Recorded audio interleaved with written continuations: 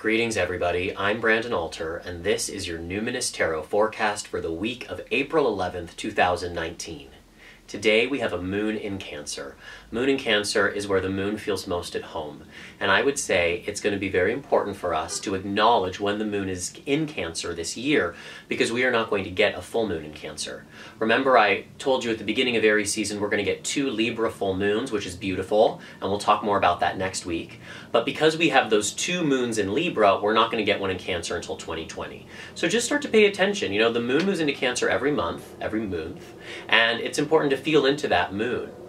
Moon in Cancer is very psychic, very intuitive, it's very creative, and it also wants to be at home. It wants to take care of itself, and it wants to dive deep into its heart. So these are important moons to acknowledge every month. When are you most psychic? When are you most open? And when are you most in need of really tending to the heart? Last week, working with star energy, that's all about tending to the heart, noticing where the heart is wounded, what sort of healing the heart needs, and so that can continue even though we have new energies to work with. We're also going to get Mercury finally clearing its shadow next week. So, do you remember last year when Mercury was retrograde for all of Aries season and you wanted to start anew and yet Mercury retrograde was kind of holding you back?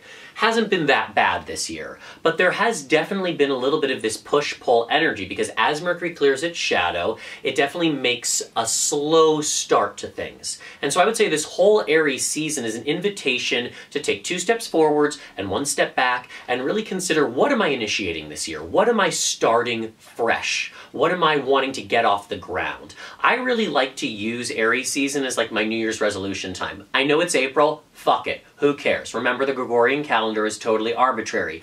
It's New Year's. What are you going to start this year? You have 365 days. A year from now, you'll be glad you started today. So what are you going to start? How do we figure out what to start? Well, we figure it out by maybe taking a look at what needs to end. And we've got the 5 of Pentacles here, which is helping us. So the 5 of Pentacles is nobody's favorite card. I'm not going to lie to you. But there's a lot of really beautiful medicine here. And I think of the 5 of Pentacles in a lot of ways like a mini death card. It's a contraction in physical reality. We might even think of it as like the rock bottom card. And the nice thing about rock bottom is that there's nowhere to go but up. So I would encourage you this week just to acknowledge, where are you hitting rock bottom in physical reality? Is your spending out of control? Are you working out too much at the gym? Are you not eating enough? What habits in physical reality have reached the end of the road? And based on your ability to notice and discern what's needing to die, you'll notice this theme is continuing to percolate throughout Aries season, you'll begin to create space for what wants to come through, what wants to be born. You know, when I was choosing the deck for Aries season, I was thinking like, okay, well, it's first. And in a lot of ways, the Rider-Waite deck, this deck was the first deck to kind of create a picture, an image that you could join yourself with in terms of using the tarot. This is also, I mean, literally this deck that I've been using is the first deck that I was given by my mom when I was 11 years old. So we're still working with this energy of firsts. Where do you need to be first? Where do you need to be a leader? And we can look at where we need to be leaders, where we need to be first, by releasing where we've been last, right? Like, where have you been overlooked? Where have you, been discouraged? That's a really great place to kind of pick up your power and then march forwards. I just want to say, 5 of Pentacles gets a really bad reputation and people kind of freak out about it. But remember that contractions precede expansions. So the physical contraction of 5 of Pentacles is what allows for the blooming of 6 of Pentacles. So there's blooming that wants to come through. And come on, it's April, it's spring, things are blooming all over the place. But not every flower blooms in April.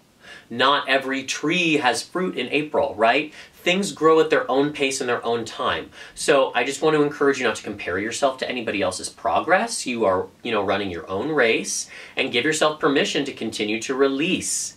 And next week when Mercury moves out of its shadow, we'll get a couple of days where you're going to really start to feel that wind. And the things that you've been dreaming about starting or initiating, you're actually going to start to see, oh my gosh, it's happening. There's that little bit of beginning that's happening. So cherish that.